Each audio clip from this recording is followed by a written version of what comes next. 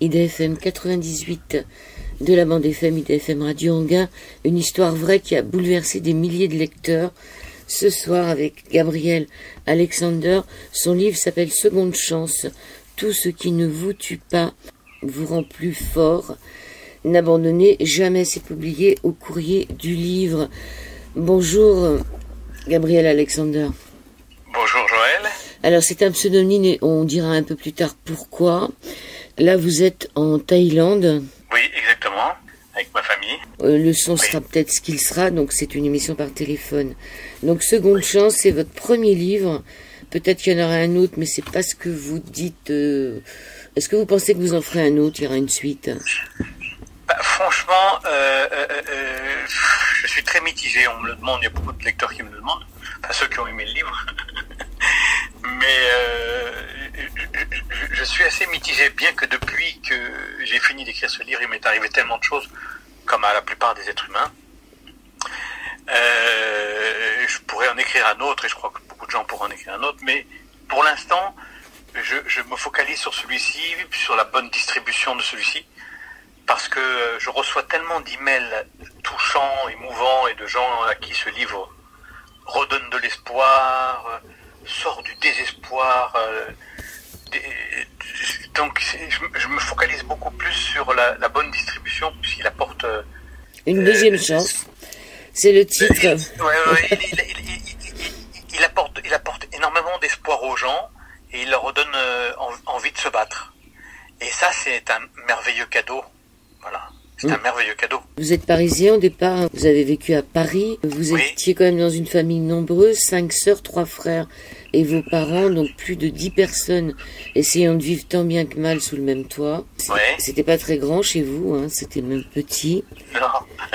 Vous viviez dans un quartier riche, mais vous étiez plutôt, on peut dire, les concierges de l'immeuble. C'est pour situer un peu le Non, on ne vivait pas dans un quartier riche, on vivait dans un quartier très pauvre à Belleville. On était boulevard de Belleville avec... tous les gars de Ménilmontant, comme on disait à l'époque, les gars de Belleville. Et votre livre commence sur une tentative de suicide ratée, heureusement pour elle, sinon vous ne seriez pas là. Et vous dites quoi de plus logique quand on vit dans l'illogisme que de choisir une solution illogique pour pallier ces problèmes irrationnels. Donc pour vous, vous pensiez que le suicide était la meilleure solution. Vous dites aussi que le suicide est la première cause de mortalité chez les jeunes. Et vous aviez 20 ans à l'époque. Hein. Oui, c'est ça. En fait, j'ai commencé vraiment à être mal dans ma peau, à me sentir décalé vis-à-vis de mes émotions aux alentours de 16 ans presque. Et puis après, il y a eu la rencontre de substances. L'alcool n'est que l'arbre qui cache la forêt. Tous les médecins le confirment. Mais l'alcool, ça a été une béquille pour moi. Enfin, l'alcool et les médicaments. Je cherchais à m'échapper de ma souffrance, en fait. Et c'est pas vraiment... Est-ce qu'on se considère comme un alcoolique? Non, j'avais l'impression d'être quelqu'un qui souffrait énormément, qui était très mal dans ma peau, qui avait une souffrance métaphysique, qui se posait des questions sur sa propre existence. Et quand je prenais des médicaments, de l'alcool ou n'importe quelle substance qui me faisait partir, en fait, ou enfin ne plus ressentir mes douleurs, ça me calmait, mais c'était pour moi un médicament, vous voyez. Vous dites bien plus loin dans votre livre que pour vous, les alcooliques, c'est les gens qui boivent par plaisir, donc vous n'étiez pas forcément un alcoolique. C'est-à-dire que je ne me considérais pas comme un alcoolique, puisque pour moi, l'alcool et les médicaments et toute forme de substance qui change le comportement, c'était pas le symptôme, en fait, quoi. Le symptôme, c'était mon mal-être. Et pour moi, ça m'assommait, c'était pour m'endormir, comme j'aurais pris un somnifère. Donc j'avais beaucoup de mal à me reconnaître comme un alcoolique, parce qu'on m'aurait dit à l'époque, est-ce que tu es dépressif? J'aurais dit oui. Est-ce que tu as des envies de suicide? J'aurais dit oui. Est-ce que tu es mal dans ta peau? Oui. Est-ce que tu es alcoolique? Je sais pas, parce que moi, que je prenais de l'alcool ou des médicaments ou des somnifères, c'était le même résultat, c'était pour échapper à la réalité. C'est pour ça que je pourrais pas dire que c'est vraiment de l'alcoolisme, parce qu'en fait, mon mal-être me faisait chercher des substances qui m'assommaient. Qu'importe la substance. Comme disait, je crois que c'est Gustave Flaubert qui disait ça. Si je me trompe pas, qu'importe le flacon pourvu qu'on ait l'ivresse. Donc je me foutais totalement, c'était de l'alcool ou des médicaments. Je voulais assommer ma souffrance, ma douleur. Vous dites quand on est un désespéré, on est hors religion, hors nationalité, hors vie, hors service. C'est-à-dire, à cette époque-là, vous ne croyiez plus en rien. Oui, je souhaitais mourir. C'est pour ça que j'ai dû faire, je crois, en tout 3 tentatives de suicide. Sans compter les tentatives indirectes où je roulais sous l'effet de somnifères, mélangé à de l'alcool et mélangé à toutes sortes de petites drogues douces. J'ai eu la chance d'éviter les drogues dures. Et je rentrais, je me rappelais même plus où j'avais garé ma voiture. Mais c'était pas la recherche d'être bourré, c'était la recherche d'assommer ma souffrance intérieure, mon mal-être. Vous aviez envie qu'on vous change le cerveau. Ouais. Bah oui, je crois qu'il y a beaucoup de gens, quand ils sont très très mal dans leur peau, ou qu'ils ont un mal-être, ou qui ne sont pas en phase avec la vie, qui se sont déphasés avec leur entourage, ils ont l'impression que le problème c'est leur cerveau. C'est pour ça qu'ils font des visites dans des hôpitaux pour essayer de s'assommer, pour essayer de nettoyer les fantômes ou d'enlever les fantômes. Donc je rêvais qu'on me change de cerveau et qu'on m'enlève tous ces fantômes parce que j'avais l'impression que mon cerveau était mon propre ennemi. Mais c'est quand même paradoxal parce que vous écrivez aussi « Je ne peux pas rester là-dedans, aidez-moi, sortez-moi de là, ne me laissez pas comme ça dans ce corps et dans ce personnage inadapté à mon incontournable esprit si raffiné. » Quelque part, vous pensiez quand même que vous étiez quelqu'un de bien. Vous étiez raffiné, c'est ça qui est paradoxal. La plupart des gens qui sont complexés, j'étais très très complexé. J'avais un énorme complexe d'infériorité. Et puis la plupart des gens qui sont complexés, tout le complexe de supériorité est nourri par un complexe d'infériorité et vice versa. En fait, le complexe d'infériorité, c'est le revers de la médaille. Mais les psys l'expliquent très très bien. C'est aussi grâce à des livres que j'ai lus et des psys que j'ai rencontrés qui m'ont expliqué que le complexe d'infériorité, ça nourrissait le complexe de supériorité. Et c'est vrai que j'avais de temps en temps une apparence d'une personne qui avait une certaine forme d'arrogance à des moments, parce que j'essayais de pallier ou de dissimuler mon complexe d'infériorité. Une personne qui est dans un état comme ça, il est plein de contradictions, mais c'est des fausses contradictions, et puis il y a beaucoup d'ironie dans ce livre, c'est pour ça que je mets ce genre de phrase. La source même, c'est un mal-être qui est évident et qu'on lit au travers des pages. Oui. Je ne pouvais pas dire que j'étais super heureux et raffiné, et intelligent, et que tout allait bien au contraire. Et vous étiez très timide. C'est pour pallier la timidité aussi qu'on voit souvent. Mais beaucoup de gens qui consomment des substances comme ça, ce sont des gens très très émotifs, très sensibles, et aussi une certaine forme de timidité, beaucoup de mal à exprimer son ressenti, ses émotions, et donc c'est pour ça que la plupart des gens boivent, de ces gens comme moi, qui ont connu ces mal-être, buvaient ou prenaient des drogues douces ou autres, pour pouvoir exprimer. Moi je sais que quand il y a des moments quand je ne consommais pas d'alcool ou de médicaments, j'avais du mal à me retrouver dans un dîner avec des gens parce que j'avais l'impression d'être complètement vide, d'avoir rien à dire. Vous voyez? Et donc cette substance, n'importe quelle substance, en l'occurrence, me donnait le courage de m'exprimer, me relaxer. Je me sentais stressé, vous voyez? Oui, je vous comprends. Et vous dites aussi, tout vous semble permis et accessible. Et vous dites, eh oui, bande de naïfs, d'alcooliques, drogués, aveugles et bornés. Quand l'alcool veut vous piéger, il ne va tout de même pas vous dévoiler l'autre côté du miroir. Tout de suite, il va d'abord vous séduire, vous montrer le pouvoir que vous allez acquérir, qui va vous être offert grâce à lui, grâce à sa collaboration, grâce à son compagnonnage. Et l'autre côté du miroir, c'est que vous avez 20 ans et que d'un seul coup, prenez quand même un sacré coup de vieux en très peu de temps. Oui, comme la plupart des gens qui font des excès, surtout dans l'alcool, et les somnifères, et les antidépresseurs, ça fait gonfler le visage et tout, c'est terrible. Ça, c'est la plupart des gens. Hein. Ça attaque le foie, ça attaque plein de parties du corps, et surtout, ça fait enfler la tête. Donc, je sais qu'à l'époque, quand j'avais 26 ans, j'étais monté dans un taxi, le mec pensait que j'avais 40 ans.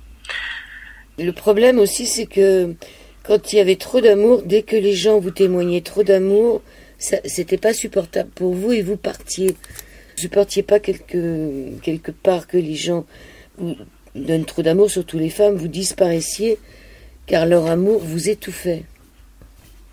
Ne pouvant pas m'aimer moi-même, je ne pouvais pas comprendre ni supporter que l'on m'aime. Oui. Et ça c'est marrant parce que je l'ai beaucoup entendu chez des gens qui sont passés par qui ont eu le même chemin, ou qui sont passés par les mêmes épreuves. C'est qu'ils avaient du mal, comme moi, à supporter qu'on les aime parce qu'ils ne s'aimaient pas. Avant de pouvoir laisser les autres vous aimer, il faut d'abord au moins ne pas se détester. Et moi, quelque part, je détestais ce personnage qui était insipide et qui me semblait vide de personnalité. Et donc, quand les maîtresses que j'ai pu rencontrer dans mon enfance commençaient à m'aimer, je comprenais pas pourquoi elles m'aimaient et ça m'étouffait parce que je me disais, elle n'a pas encore vu le stupide personnage que j'étais. J'avais l'impression d'être un usurpateur, vous voyez. Vous aviez peur de les décevoir? Il y avait un mélange de plein de choses. J'avais peur de les décevoir et puis j'étais tellement perdu dans ma tête que je me disais peut-être que la prochaine pourra m'aider, celle-là n'arrivera pas à m'aider. On a toujours l'impression que ce sera le prochain ou la prochaine qui pourra nous sauver, alors qu'en fait, il n'y a qu'un travail sur soi qui peut nous sauver. Vous dites pourtant j'étais malade, très malade même. Mon âme souffrait mais cela ne se voyait pas. Je n'avais pas de blessure ouverte ni de virus détectable. On ne reconnaît véritablement la maladie d'un déprimé ou d'un dépressif que quand son symptôme le plus apparent s'exprime de la manière la plus lugubre lorsqu'il tente en désespoir de cause de se suicider, ou mieux quand il a réussi l'exploit majeur, mettre fin à sa pauvre et misérable vie. Vous dites qu'il faudrait qu'on apprenne à reconnaître les symptômes des dépressifs. On devrait apprendre donc aux gens à reconnaître les symptômes de la détresse, de la déprime, de l'angoisse et de l'isolement intérieur. Comment on pourrait les reconnaître? Je pense qu'on peut facilement les reconnaître. Quand quelqu'un est mal dans sa peau, on a tous l'intuition qu'on pourrait appeler le flair ou l'intuition humaine. Vous voyez tout de suite quand quelqu'un est heureux ou malheureux ou quand quelqu'un, c'est évident. Ça saute aux yeux. Je pense que vous avez dû rencontrer des gens qui étaient mal dans leur peau, ou qui étaient agressifs ou peut-être complètement retirés ou renfermés. Tout. On le voit tout de suite. Mais c'est pas évident de venir en aide à ces gens-là parce que souvent ils repoussent l'aide.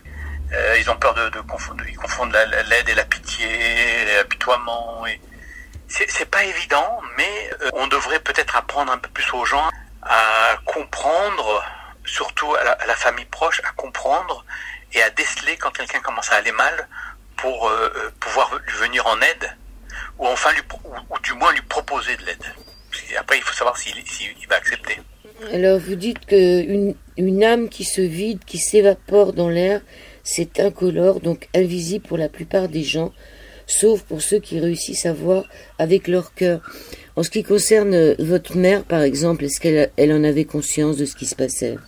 Oui, elle avait conscience, mais ma maman était d'origine moitié italienne par ma grand-mère et moitié pied noir de Tunisie. Elle n'a pas eu d'éducation, une éducation classique, et elle était un peu comme la maman, vous voyez. Donc pour elle se disait allez, un bon repas, un bon petit bisou et ça va aller. Elle sentait que j'allais mal, elle essayait de m'apporter un peu de réconfort, mais elle n'était pas éduquée pour. Elle n'avait pas les moyens. Et surtout, la plupart des gens pensent que c'est un passage et que ça va aller mieux dans quelques temps. C'est ça qui est très complexe en fait. C'est pour ça qu'il y a énormément de suicides. Donald Trump disait qu'il y avait des milliers de morts par la consommation d'opiacés. C'est les antidépresseurs. C'est une des causes de l'alcoolisme et les opiacés qui sont à peu près la même maladie. C'est la recherche d'assommer sa souffrance et d'assommer la réalité. Ça crée des dizaines de milliers de morts par an. Donc il y a énormément de gens qui sont touchés par ce fléau. Et puis si vous rajoutez les boulimiques et les anorexiques qui ont à peu près la même maladie, parce que ça s'exprime différemment. Quand on est mal dans sa peau, on peut l'exprimer par s'arrêter de manger, ou manger plus, ou faire une dépression, ou consommer de la drogue, ou consommer de l'alcool, ou consommer des somnifères, des antidépresseurs. La substance n'a pas vraiment d'importance. Moi je sais que la plupart des lecteurs qui ont lu mon livre, 90% n'ont jamais touché une goutte d'alcool, parce que je reçois beaucoup d'emails. Ils me disent, j'ai jamais bu de ma vie, mais je me suis reconnu presque à 100% dans tout ce début, ce mal-être. Et j'avais les mêmes symptômes, mais moi j'étais anorexique, ou moi j'étais boulimique, ou moi j'étais complètement enfermé dans ma chambre. Donc c'est pour ça que je pense qu'il faut dissocier l'alcool, parce que l'alcool n'est pas vraiment le problème. C'est vraiment l'arbre qui cache la forêt. C'est d'abord un mal-être. Et il y en a qui vont le dissimuler en s'enfermant dans leur chambre et en lisant à longueur de journée. Il y en a qui vont... Mais c'est des échappatoires. Oui, ça peut être une addiction au jeu aussi. Hein. Oui, il y en a qui ont l'addiction au jeu, il y en a qui ont l'addiction au sexe, il y en a qui ont l'addiction... Il y a le tabac aussi. Oui, le tabac, plein de choses. La base, c'est un mal-être. Et ce mal-être, il faut savoir l'aborder avec de l'aide, pour l'accepter, le comprendre et essayer de dépasser plutôt que de s'enfuir dans une consommation d'aliments exagérés ou ne plus manger du tout.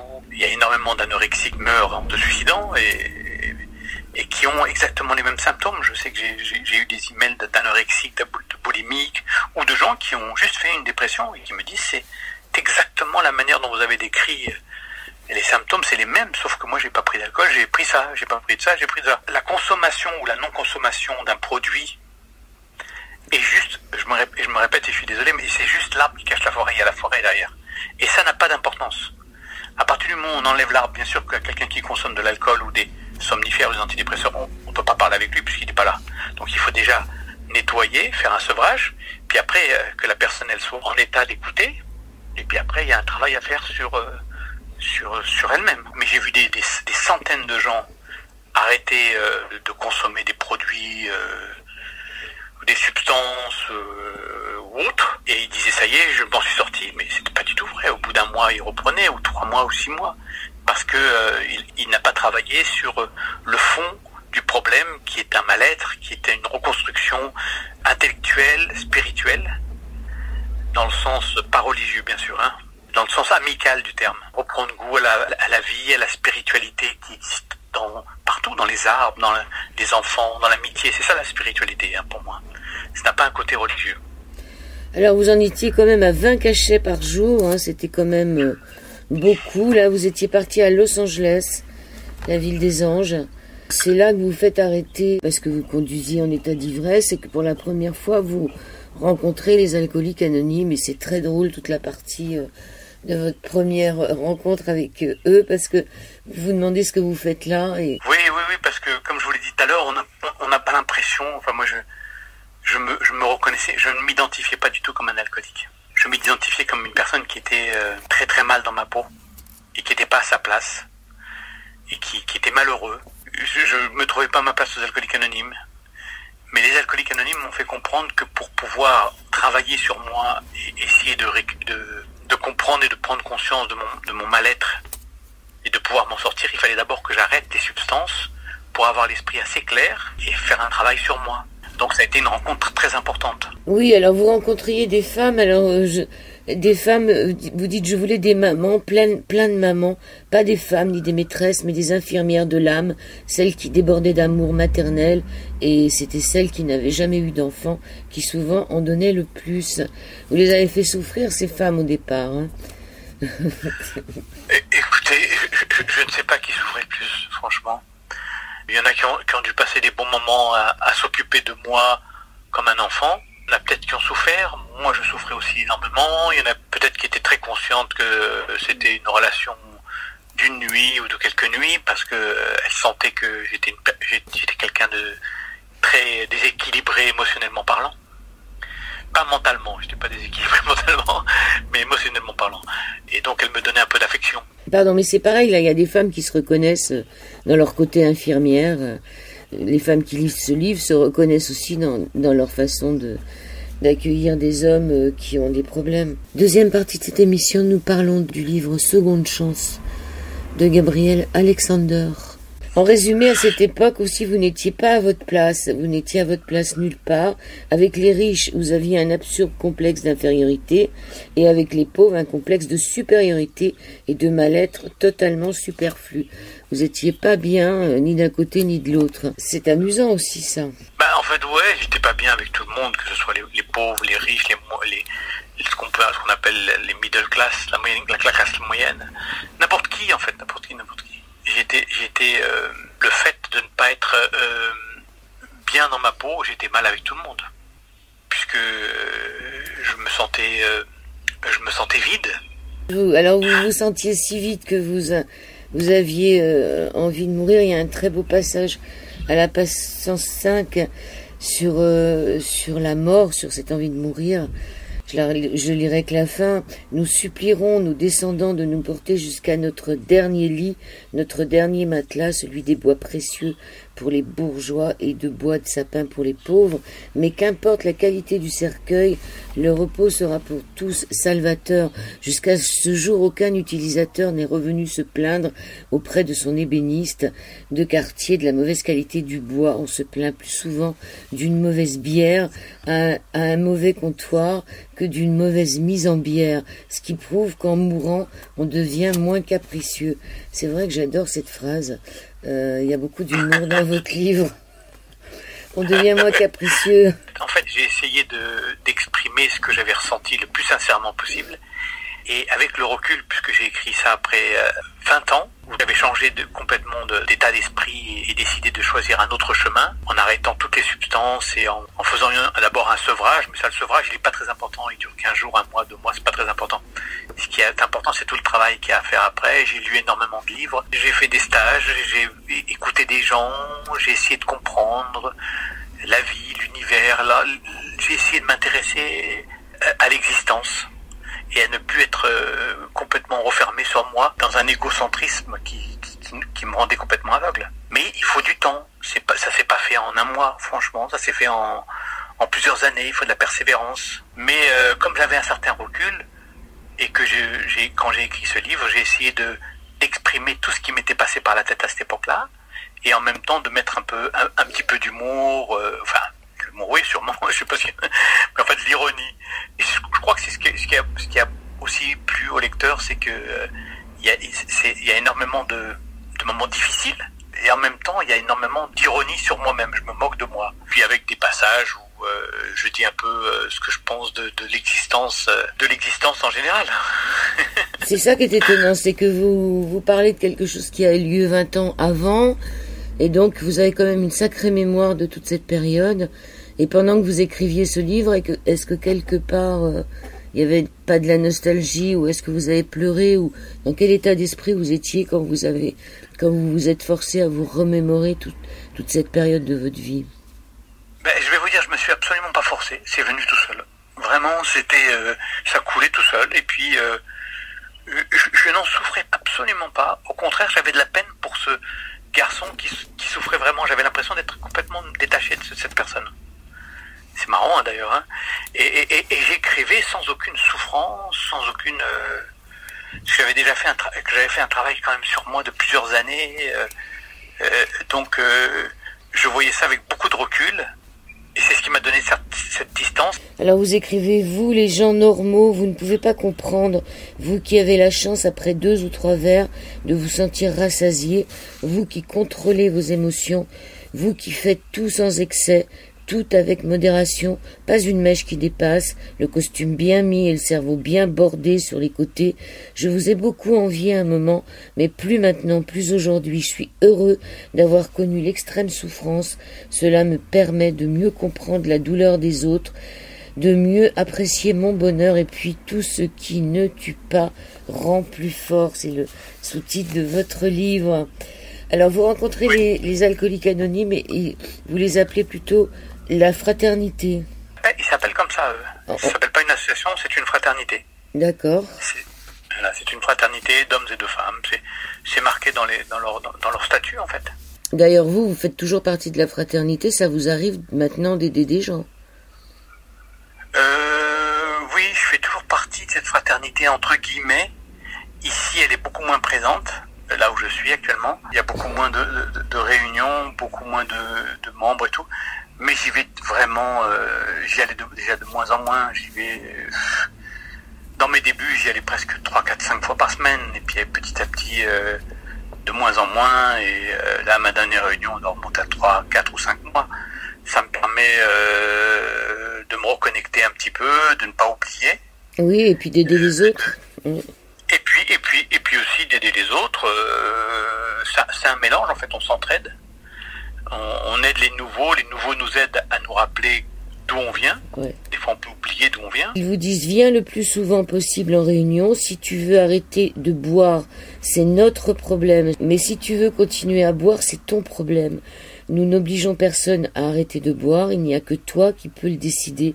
On a besoin de toi comme toi tu as besoin de nous pour rester sobre, car seul on ne peut, mais nous tous nous pouvons. Un peu plus loin vous dites, il y a quelqu'un qui s'approche de vous et qui vous dit, Gabriel, tu ne le sais peut-être pas, mais aujourd'hui c'est le plus grand jour de ta vie, l'univers te donne une seconde chance. Pourquoi, je ne sais pas, et toi non plus sûrement, mais ne la loupe pas. Donc cette seconde chance, c'est aussi le titre du livre. Et quand vous entendez ça, est-ce que vous l'entendez vraiment à cette époque-là? Oui, vraiment. J'ai entendu comme un choc. Autant des fois, il y a des gens qui me parlaient, puis j'écoutais, ça passait par une oreille et ça sortait par les narines ou l'autre oreille. Ça dépendait du vent. Que là, il y a certains moments ou certaines phrases, mais lui, la manière dont il m'a parlé, dont il m'a regardé dans les yeux, et la conviction qu'il avait dans ce qu'il disait, ça m'a vraiment interpellé. Vous voyez, il y a des gens comme ça qui vous envoient une sorte d'électrochoc par des phrases, parce qu'ils parlent avec authenticité. Et vous sentez que ce qu'il dit, c'est une vérité qui peut vous sauver la vie. On sent quand quelqu'un parle vrai. Et lui, les mots qu'il a sortis ce jour-là m'ont vraiment touché, et je me suis dit, il faut pas que je loupe cette chance. Voilà. Il y a une autre chance qui va vous arriver un peu plus tard, et là, par contre, la jeune femme que vous appelez au téléphone alors que vous êtes prêt à succomber à la tentation, cette jeune femme, par contre, s'en est moins bien sortie que les autres, puisqu'elle a rechuté, qu'elle en est morte. C'est un des plus beaux passages du livre, où vous êtes obligé de plier, on peut dire quelque part, de plier, de vous mettre à genoux. Ouais, en fait... Entre plier et prier, il n'y a pas une grande différence. Hein. Ouais, on se plie pour se mettre à genoux et pour prier. Mais en fait, bon, surtout que moi j'étais anti-religion, agnostique. Pour moi, la religion c'était l'opium du peuple. Enfin, j'avais des idées plus ou moins pas anarchistes, mais enfin bon, pas très loin des fois. J'avais lu beaucoup de livres de philo et tout, donc Nietzsche, tous ces trucs-là, tous ces auteurs en fait, des philosophes qui étaient anti-religion, anti-Dieu et tout. Donc ce jour-là, après, je crois que j'avais 6 mois d'abstinence. J'ai eu une journée très très dure et j'arrivais pas à m'endormir. J'étais prêt à aller reprendre un verre d'alcool ou de médicaments. Et puis j'ai appelé cette fille qui était aux Alcooliques Anonymes et qui m'avait donné son numéro de téléphone et qui m'avait dit, comme la plupart, avant de boire, appelle. Et donc je l'ai appelée et elle m'a suggéré de me mettre à genoux et de prier de tout mon cœur, l'univers ou Dieu ou ce que je voulais, mais pas une religion puisque je n'aimais pas les religions. Et ça a été la première fois où j'ai prié de tout mon cœur en disant Dieu, je sais pas si tu existes, mais si tu existes, je t'en supplie, aide-moi. Parce que je souffrais énormément. J'étais après 6 mois d'arrêt d'alcool et j'avais toutes mes souffrances métaphysiques. Mon mal-être qui est toujours là parce qu'il faut un certain temps pour se rétablir. Grâce à elle, j'ai prié, et enfin je me suis mis à genoux et j'ai demandé de l'aide. Et ça a marché. Et oui, il y a eu un moment de calme, c'était très bizarre, il y a eu un moment de calme complètement. Mon mal de tête s'est arrêté, mon angoisse qui me faisait suffoquer, j'avais des crises de panique carrément. Et tout s'est calmé d'un coup, et puis je me suis endormi, je me suis réveillé comme un petit bébé le lendemain matin. Et puis j'ai continué à aller en réunion et tout, parce que ça n'a pas été le seul petit coup dur, il y a eu d'autres coups durs, mais celui-là ça a été un gros coup dur. C'est pour ça que je dis aux gens qui ont ce genre de problème, c'est de ne pas rester seul. Et d'aller rencontrer des gens, ceux qui n'ont pas de problème d'alcool, il y a des réunions d'émotifs anonymes, ceux qui sont anorexiques, il y a des réunions de ça, ceux qui sont dépressifs, il y a même des réunions pour les dépressifs anonymes, je crois. Mais surtout de parler avec des gens qui ont vécu les mêmes choses, qui ont une certaine distance vis-à-vis de ces périodes qu'elles ont vécues, et qui peuvent vous comprendre et qui peuvent vous aider. Parce que si j'avais écrit ce livre, en commençant par le 2e et le 3e chapitre, en disant, voilà, maintenant je me sens en harmonie avec moi-même, les gens ont dit, bon, ben oui, c'est bien. Et comme j'ai raconté toute la souffrance que j'ai vécue, intérieure, mon mal-être et tout, et qu'après, et que j'ai raconté comment j'ai pu me reprendre en main et prendre conscience de tout ça, et puis par la persévérance m'en sortir, les gens sentent, enfin les lecteurs sentent que c'est la réalité, parce qu'ils se disent, quelqu'un qui explique avec autant de détails la souffrance intérieure du mal-être, ça sent l'authenticité, quoi. Et si lui s'en est sorti, eh ben moi aussi je peux m'en sortir. C'est un peu ce qui ressort de tous les commentaires, les emails que je reçois, en disant avec ce que vous avez vécu, avec ce que j'ai lu, et c'est pour ça que ce premier chapitre très important, c'est d'expliquer à quel point j'étais mal, pour que les gens sachent bien que si lui il a été aussi mal et qu'il en est sorti, eh ben, j'ai une chance de m'en sortir. Je n'ai absolument pas exagéré, hein. J'ai raconté exactement ce que j'avais vécu, intérieurement. Oui, alors ce qui est drôle aussi, c'est que vous parlez de Nietzsche tout à l'heure, et vous dites que Nietzsche a écrit sur les murs de son université « Dieu est mort », signé Nietzsche, et que juste après sa mort, il y a eu une nouvelle inscription sous la sienne, « Nietzsche est mort », signé Dieu. Est-ce que c'est vrai ou vous l'avez inventé? Ah oui, non, c'est vrai, c'est vrai. C'est vrai, c'est fantastique, c'est magnifique. Bon, je me doute bien que c'est un étudiant qui a voulu faire un pied de nez à Nietzsche. Oui. Je ne pense pas que ce soit Dieu qui ait écrit ça à la craie en dessous. Non, enfin, bon, laissons. Mais j'ai trouvé ça très drôle.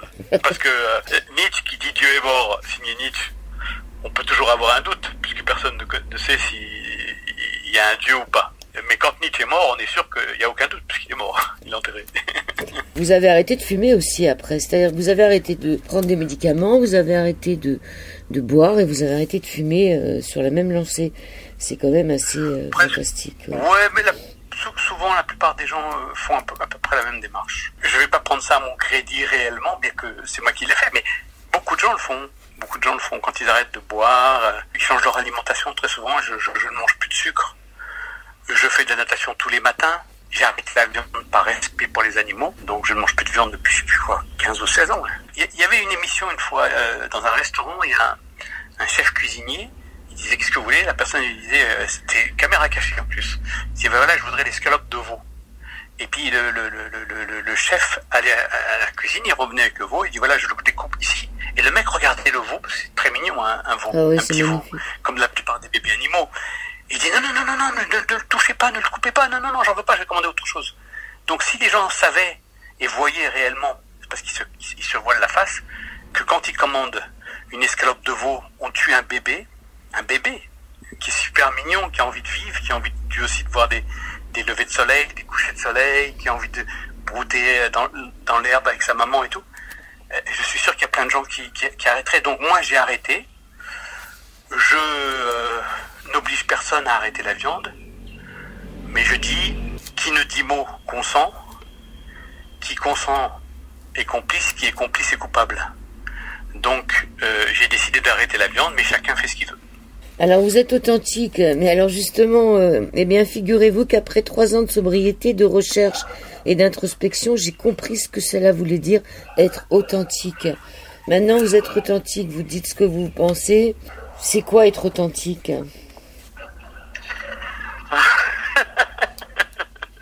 C'est le Graal. Être authentique, je pense que bon, tout le monde le sait. Être authentique, c'est être vrai, être sincère, dire ce qu'on ressent, ne pas être sournois, ne pas être hypocrite, ne pas faire semblant d'être ami avec quelqu'un alors que c'est pas notre ami. L'authenticité, il y a un dictionnaire, je pense que les gens peuvent regarder, va avec l'honnêteté, la sincérité. Alors je ne dis pas que je le suis tout le temps, mais j'essaye. L'important c'est d'aspirer. J'aspire à l'être. Alors des moments je le suis moins, des moments je le suis plus, Mais en tout cas, j'aspire à l'être. Et je trouve que c'est une très jolie qualité, comme la sincérité, comme la fraternité, comme l'amitié. C'est de très belles qualités. Et puis, c'est très dur à l'être tout le temps, mais on peut aspirer à l'être. Et dans ce cas-là, on se tend vers ça. Vous parlez de l'orgueil, vous dites que les sages hindous disent « Pour connaître son degré d'orgueil, il faut mesurer son taux de souffrance intrinsèque sur une échelle de 1 à 10. Si vous situez votre niveau de souffrance à 7, c'est tout simplement que votre niveau d'orgueil se trouve à 7.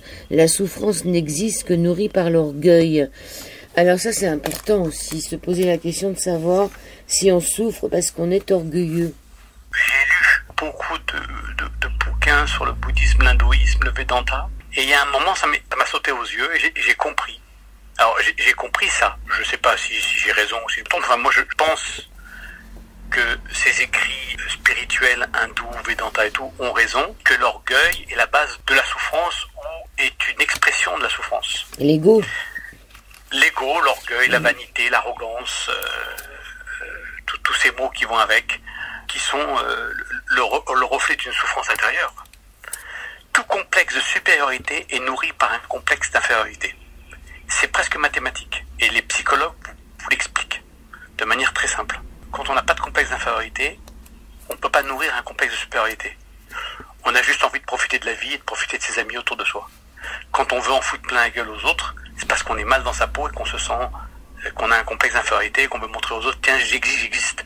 Un peu comme un petit adolescent ou un petit enfant qui veut montrer qu'il est là, quoi. Et je suis persuadé, mais bon, ça n'engage que moi, que la souffrance vient d'un orgueil mal placé, qui peut avoir une apparence de complexe d'infériorité. Alors les gens disent, mais non, je suis pas orgueilleux, je suis au contraire complètement replié sur moi, j'ai peur d'exister et tout. Mais c'est l'envers de la médaille, en fait. Mais c'est dur à comprendre pour pas mal de gens, parce qu'ils ont l'impression que ils confondent complexe d'infériorité et humilité, ce qui n'a absolument rien à voir. Oui, cette phrase d'orgueil mal placé, c'est bizarre. Est-ce qu'on peut placer l'orgueil bien? Est-ce qu'il peut être bien placé, l'orgueil? L'orgueil qui s'exprime par un complexe d'infériorité, je trouve que c'est un orgueil mal placé. Mais bien sûr qu'il n'est jamais bien placé. Alors que quelqu'un qui est orgueilleux, qui est arrogant, c'est pas que ce soit bien placé, mais c'est plus direct. C'est moins sous-entendu. Comme je connais beaucoup de gens qui me disent « je souffre parce que je suis trop gentil ». Pour moi, c'est la même stupidité. Je leur réponds très souvent « est-ce que tu penses que Mère Teresa souffrait ?» Ils me disent « non, non, non ». Et je dis « est-ce que tu penses que tu es plus gentil que Mère Teresa ?» Ah non, non, non. Je dis, donc tu vois bien que le problème, c'est pas ta gentillesse. Puisque Mère Teresa était très généreuse et très gentille, elle passait ses journées à soigner les gens. Donc le problème, c'est pas que tu es trop gentil. Le problème, c'est que tu n'es pas à ta place, ou que tu te laisses marcher sur les pieds, ou que tu acceptes des situations par peur de perdre des amis, ou poser la question à 90% des gens, ils vont vous dire, c'est quoi votre défaut? Ils vont dire, je suis trop gentil. Est-ce que d'abord, la gentillesse est un défaut? Donc déjà, la question, la réponse est mal placée. La gentillesse est une qualité, n'est pas un défaut. Donc c'est assez marrant que les gens disent, mon plus gros défaut, c'est d'être gentil. C'est une qualité, c'est pas un défaut. Ils confondent et ils devraient dire, mon plus gros défaut, c'est que je ne sais pas m'exprimer, et que je ne sais pas mettre une distance vis-à-vis des gens, et que les gens me marchent sur les pieds. Voilà. Là, ce serait plus en relation avec la réalité. Mais eux, pour dissimuler et pour ne pas avouer ça, ils vont dire je suis trop gentil, ce qui est totalement faux. Troisième partie de cette émission Au-delà du miroir avec Gabriel Alexander au sujet de son livre Seconde chance, tout ce qui ne vous tue pas vous rend plus fort, n'abandonnez jamais. On se retrouve donc avec Gabriel Alexander. Alors ensuite, vous rentrez, on peut dire en Europe, en France, et là vous rencontrez des sortes d'anges gardiens, vous dites qu'ils sont les chiens. Vous dites la plupart des chiens, ce sont des anges gardiens déguisés en chiens, pour nous aider, pour nous aimer et pour nous rappeler que nous avons un cœur. Et malheur à celui qui touche un ange, vous êtes devenu un grand défenseur des animaux, et vous rentrez en France, vous avez une idée géniale, vous avez un éclair de génie, et ça s'allume dans votre tête, racontez-nous un peu. Je sais pas si c'est un coup de génie, mais... si, quand même. Ouais. Et c'est pas un orgueil mal placé, hein, c'est une constatation. Non, mais je connais tellement de génies, de vrais génies, que je me sens vraiment très, très petit à côté. Le médecin qui a inventé la pénicilline, qui a sauvé des millions de gens et tout. Bon, moi j'ai inventé un système logique basé sur le principe d'Archimède, la différence de densité et la mécanique des fluides. Alors l'intitulé paraît très compliqué, mais en fait c'est un système qui est assez simple en fait. Quand on le met sur un dessin, c'est assez simple. Et ça permet de diminuer la pollution dans les marées noires. Mais je suis parti d'une manière très logique, avec des papiers, des stylos, des crayons, mon chien sur les genoux. Et puis j'ai dessiné, j'ai rentré sur internet, j'ai vu ce qui se faisait avant, et puis d'un coup j'ai compris que il fallait, pour pallier aux accidents comme les RICA, il fallait déjà mettre un système préinstallé, comme on met une ceinture de sécurité. Donc mon système est un système préinstallé dans les cuves des navires. Et si un navire coule ou il s'échoue et tout, on peut venir vite se connecter. Donc on n'a pas besoin de faire des trous dans les cuves qui ont des doubles fonds et tout, c'est assez complexe. C'est des vannes qui existent, une qui est au plus haut de la cuve, une qui est au plus bas. On laisse entrer l'eau sous pression, enfin en acupression, la pression. Et comme l'eau est plus lourde que l'huile, elle va pousser l'huile vers le haut. Et si on est connecté au tuyau, c'est en fait un ingénieur comprendrait très rapidement, ou même quelqu'un de logique comprendrait très rapidement. Vous prenez un verre d'eau, vous rajoutez de l'huile va rester en surface. Oui. Parce que l'eau est le liquide le plus lourd au monde. L'eau de mer surtout. Donc vous trouvez un système, et vous êtes un bac -5, quelque chose comme ça, un peu, non, comme moi. Vous êtes un bac -5 et vous vous retrouvez à aller faire des conférences à des gens qui sont dans des universités pour leur expliquer ce qui est simple comme bonjour. Ce système va être mis en place dans des navires porteurs. Donc vous vous retrouvez à être le dépositaire, vous déposez un brevet et finalement vous devenez très riche. Enfin très riche, c'est relatif. Alors mais... je vais relativiser, oui. J'ai déposé un brevet et ça s'est pas fait si rapidement. Il a fallu trouver des investisseurs et je suis tombé sur des loups comme la plupart des gens qui cherchent des investisseurs. On a essayé de me voler mes parts de la société, mon brevet. Enfin bon, il y a eu plein de péripéties et puis j'ai réussi à rester sur le bateau, sans jeu de mots. Puis il y a eu un moment où des actionnaires m'ont proposé de me racheter mes parts et j'ai vendu à un bon prix. Ce qui m'a pas permis d'être milliardaire, mais peut-être un petit millionnaire. Ah oui, vous êtes pas mal. Enfin, quand on voit la fin de votre livre, ça donne envie de prendre cette deuxième chance, hein, cette seconde chance. Ouais. Non, mais bon, il faut dire que l'argent ne fait pas tout. Moi, je connais des gens qui sont très riches et qui sont dans des situations de mal-être intérieur et de dépression, tout. Non, je suis pas mécontent d'avoir vendu mes actions. Oui. Je pense sincèrement, et sans vouloir me justifier, bien sûr, les avoir mérités parce que ça a été 3 à 5 ans de bagarre avec des actionnaires invraisemblables. Hein. Oui. Des loups, hein, comme on dit, il faut apprendre à nager avec les requins. Jusqu'au moment où j'ai vendu mes actions, et puis j'ai été m'installer dans une maison avec des chevaux, des chiens. Oui, plein d'animaux. Et vous avez rencontré des célébrités comme le prince Albert. Vous avez fait la une d'un journal, je ne sais plus lequel, et votre mère s'est promenée très longtemps avec ce journal pour montrer à tout le monde son fils. Ça, c'est drôle aussi. Oui, non, c'est vrai. En fait, le prince Albert, qui est un homme qui est très gentil, je ne le dis pas par courtoisie, mais c'est vrai qu'il est très gentil, même un peu timide, j'ai trouvé.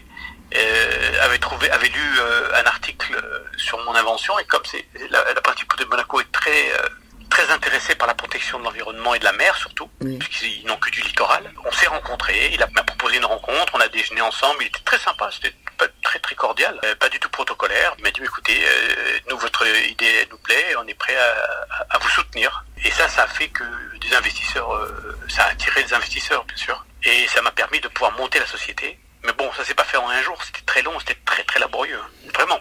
Oui, il faut de la persévérance, hein, vous le dites dans votre livre, c'est important d'avoir de la persévérance. On a d'abord une idée, donc de toute façon tout ce qui a été créé dans ce monde a d'abord été pensé, c'est clair.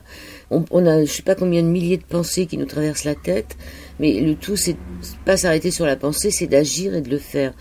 Mais c'est vrai que l'intérêt c'est pas de penser, c'est d'agir, et ça vous l'avez fait, hein, il n'y a pas de souci. Et vous dites de vous que vous préférez dire de vous que vous êtes un ancien pauvre plutôt qu'un nouveau riche. J'aime bien cette phrase aussi. Bah oui, parce que quand les gens disent nouveau riche, ça veut rien dire. Ah bah c'est péjoratif, hein. Moi, je sais que je suis un ancien pauvre qui avait du mal à payer son loyer. Et tous les mois, je me disais, merde, comment je vais faire pour ce mois-ci? J'ai essayé toujours de m'arranger avec le propriétaire, je devais toujours 1 ou 2 mois de loyer et tout. Et d'un coup, ne plus me retrouver dans cette situation, c'est super agréable. Donc, je suis plutôt un ancien pauvre qu'un nouveau riche. Enfin, c'est comme ça que je me considère. Voilà. Il n'y a que les montres que j'aime bien, les belles montres mécaniques, automatiques. Sinon, tout le reste... Et une voiture, Oui, ça c'était la voiture de rêve d'enfant. Oui. Je me suis acheté une Ferrari que j'ai gardée 4 ans et que j'ai revendue. Et que je ne regrette absolument pas. Quel plaisir ça a été pour moi. Voilà. Ah ouais, vraiment. Là, ça a été vraiment le plaisir de l'ancien pauvre. Le rêve de l'ancien pauvre. Alors, autant votre livre nous fait rire, autant, je veux dire, moi aussi j'ai versé une larme quand j'ai lu la page 340, quand votre chien, Octave, est parti. Et que vous nous avez exprimé votre peine. À chaque fois que je dois faire des corrections, je saute cette page. Je veux pas la relire parce que ça me fait pleurer. Ça me rappelle mon chien et je saute cette page. Ça parle à tous ceux qui ont perdu un animal ou voilà, oui. Plus l'animal que l'être cher parce que l'animal c'est tellement fugace, ça vit tellement peu longtemps. Ouais. C'est tellement mignon. Oui, et puis c'était pas d'amour. Oui, et puis ce sont des anges comme vous dites qui Moi, j'ai vraiment l'impression que c'est l'univers qui nous a envoyé les chiens avec des cœurs en or pour nous apporter de l'affection, pour nous regarder avec amour, pour nous donner de l'amour et pour pouvoir communiquer notre affection. C'est vraiment ce que je pense. Et je le vois dans les yeux des chiens que je rencontre. Il y a un amour, il y a une joie de vivre, ils sont tellement contents de nous voir. C'est très mignon, c'est presque des dessins animés pour moi. Ils n'ont pas d'orgueil. Oui, c'est la qualité qu'ont les animaux, c'est que, 1, ils n'ont pas d'orgueil, et 2, ils vivent l'instant présent. Ils pensent pas, est-ce que demain je vais payer mon loyer, ou est-ce que hier j'aurais pas dû ne pas louer cet appartement, ou acheter cet appartement, ou n'importe quoi. Ils ne pensent pas au passé, ils ne pensent pas au futur, ils vivent que l'instant présent. Et l'instant présent chez les hindous, c'est l'instant ultime. Quand on vit que l'instant présent, on est dans le nirvana. Jésus, Moïse disait, en parlant avec Dieu dans la Bible, quand il a dit « Qui es-tu » Dieu a dit « Je suis ce qui est ». Je suis un. D'abord, il commence, il dit « Je suis un » et « Je suis ce qui est ». Et quand on est un avec ce qui est, on est dans le royaume de Dieu, ou ce qu'on pourrait appeler le paradis, ou le nirvana, qu'importe. Et les animaux ont cet avantage vis-à-vis des êtres humains. Ils ont d'autres inconvénients, mais ils ont cet avantage, c'est qu'ils sont que dans l'instant présent. Et nous, on a énormément de mal à vivre l'instant présent. Ils sont un peu comme des enfants. Oui, beaucoup de médecins disent que les chiens évoluent jusqu'à l'âge de 7-8 ans d'un enfant. Oui, ce fameux âge de raison où tout déraisonne. Alors vous dites aussi, j'avais lu une citation biblique qui m'avait beaucoup marqué. « Dis-moi où est ton trésor et je te dirai où est ton cœur. » Vous avez trouvé où est votre trésor? Oui. Écoutez, c'est très simple. J'avais adoré cette phrase. Si votre trésor, c'est ce qu'il y a dans votre compte en banque, votre cœur, il est enfermé dans les coffres-forts très froids. Et si votre trésor, c'est de pouvoir profiter de la journée, profiter de vos amis, vos enfants, vous promener, tout ça, votre cœur, il est en train de se promener avec tout le monde. Il est mieux dehors en train de se balader que dans un coffre-fort ou dans un coffre à bijoux ou n'importe où. Voilà. Et ça m'avait beaucoup marqué. Donc c'est important de mettre ses priorités, de dire qu'est-ce qui est le plus important pour moi. C'est un peu ça en fait. Et pour revenir aux animaux, comme j'aime beaucoup les animaux, je suis membre de quelques associations. Comme beaucoup de gens, il y a plein de gens qui font des choses extraordinaires. J'ai rencontré des gens qui font des choses extraordinaires pour les animaux, dans des refuges. Et en fait, j'ai décidé, parce que à chaque fois c'était de manière pas assez régulière, je trouvais, de donner 10% de mes royalties, de mes droits d'auteur, à une association qui est fantastique, qui s'occupe des chiens et des chats, et des animaux en Thaïlande. Et j'ai signé ça sur mon contrat pour que que ça part automatiquement. Que je me dise pas, tiens, je vais donner le mois prochain, puis dans 2 mois, là c'est automatique. Parce que au moins ça va avec mes idées. Vous dites en fin de livre que si certains d'entre vous, chers amis lecteurs, ont été touchés par ce modeste ouvrage que j'ai écrit de tout mon cœur et de toute mon âme, le seul remerciement, la seule marque de reconnaissance qui me touchera réellement, et ce, jusqu'au plus profond de mon être, sera l'attitude que vous aurez avec les chiens, les chats et tous ces petits êtres gentils qui cohabitent avec vous, avec nous, sur notre belle planète. Et si on peut aussi dire la chose la plus importante de ce livre, c'est peut-être aussi à la page 348, il y a un petit texte d'un auteur inconnu et aussi une prière de Saint François d'Assise qui m'ont beaucoup aidé dans votre construction. Vous les avez lus tous les matins pendant plusieurs années. Alors, on va pas le lire. Je les lis encore actuellement. Et c'est très long, alors on va pas le lire. Mais c'est fantastique, c'est vraiment, je conseille aux gens de le lire, c'est fantastique. Juste pour aujourd'hui. C'est juste pour aujourd'hui, c'est fantastique. Moi, je le lis encore presque tous les matins, et ça me remet dans ma journée, et ça revient un peu à ce qu'on disait tout à l'heure, c'est que ça nous remet dans l'instant présent. On reste dans la journée, on pense pas à hier, on pense pas à demain, on vit juste notre journée en essayant d'être heureux, en essayant de faire confiance à la vie. Ça, j'ai besoin de le lire, sinon je peux retourner dans mes problèmes antérieurs ou futurs. C'est vraiment un texte. Pour moi, c'est un cadeau quand on m'a envoyé ce texte, et c'est un cadeau que je fais aux lecteurs en leur donnant un cadeau qu'on m'a donné. Donc c'est pas moi, hein, le créateur de ce texte. Je ne fais que passer le message, et c'est un texte très important pour moi. Juste pour aujourd'hui, c'est un texte en 10 points. J'aimerais lire le point numéro 5. Juste pour aujourd'hui, j'exercerai mon âme de 3 façons. Je rendrai service à quelqu'un sans qu'on le sache. Si l'on s'en aperçoit, cela ne comptera pas. Je ferai seulement, pour m'y habituer, au moins 2 choses que je ne veux pas faire. Je ne ferai voir à personne que l'on me fait de la peine. On peut me blesser, je ne le ferai pas voir. Ça, c'est le point 5. Tous les points sont super importants. Et moi, il y a un point que j'aime énormément. Voilà. Alors, en fait, c'est juste pour aujourd'hui, ça c'est un des points. Il y en a 2, en fait. Juste pour aujourd'hui, je serai heureux. Ce qui laisse supposer que la parole d'Abraham Lincoln est vraie, que la plupart des gens sont aussi heureux et joyeux qu'ils se décident à l'être. Et donc le matin, j'essaie de me dire, voilà, aujourd'hui, je vais juste être heureux pour être heureux. Il y a une autre, c'est je serai aimable, je me montrerai à mon mieux, je m'habillerai convenablement, je parlerai bas, j'agirai avec courtoisie, je ne critiquerai sous aucun prétexte, je ne trouverai rien à redire, essayant de n'améliorer et de ne corriger que moi seul. Ça, c'est pour moi très important. Et il y en a un autre, et après j'arrêterai là. Je croirai fermement, même si les circonstances prouvent le contraire, que la bonne providence de Dieu ou de la vie s'occupe de moi comme si rien d'autre n'existait au monde. Cette phrase, elle est très importante pour moi. Parce que des fois j'oublie, j'ai l'impression que... Et quand je relis ces phrases-là, d'essayer d'être aimable, de parler avec courtoisie et tout. D'abord, ça me connecte avec les autres. Ça me permet de respecter un peu mieux les autres, leur sensibilité, puis de me dire que toutes les choses, que j'ai un ange gardien, entre guillemets, hein, et que les choses s'arrangent malgré ce que je peux penser. Et c'est vrai, je l'ai remarqué plein de fois dans mon existence, il y a eu des choses qui se sont passées, je me dis mais pourquoi ça prend cette tournure? Et après je me suis dit, oh, heureusement que ça a pris cette tournure, parce que grâce à cette tournure-là, ça s'est fini comme ça.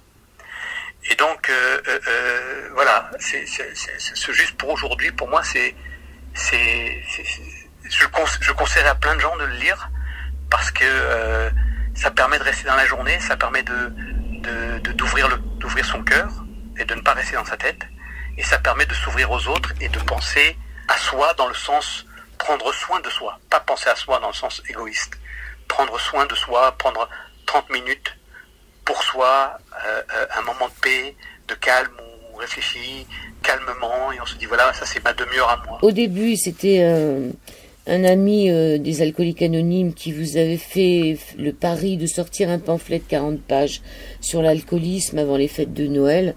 Finalement, ça fait pas 40 pages, ça en fait 360. Vous n'êtes pas du tout sûr de faire un 2e livre. Et vous terminez votre livre en disant « N'oubliez pas de prendre votre temps, car la vie est un voyage, pas une compétition. L'important est de profiter calmement du paysage qui passe devant nous. » Est-ce que vous pourriez, qu'est-ce que vous pourriez dire pour finir l'émission? Est-ce que cette phrase suffit? Ouais, je pense que cette phrase est très importante et j'avais vu une interview il n'y a pas très longtemps, une femme qui disait l'important dans le voyage, c'est le voyage. Oui. C'est pas l'arrivée. C'est le chemin. Ça, je trouve ça fantastique. C'est prendre le train, c'est voyager, c'est regarder ce qui se passe autour. C'est pas l'arrivée. L'arrivée n'a pas d'importance. C'est de bien prendre conscience que il n'y a pas de but à atteindre. Il y a un voyage à faire qui est un voyage quotidien. Et dans ce voyage, on essaye de profiter de ce qui se passe autour de nous et de nos amis ou de notre famille ou des gens qu'on aime. Ce sera une belle fin, seconde chance, Gabriel Alexander, publié au courrier du livre. Je vous remercie, Gabriel Alexander. Ouais, merci pour cette interview. Merci beaucoup.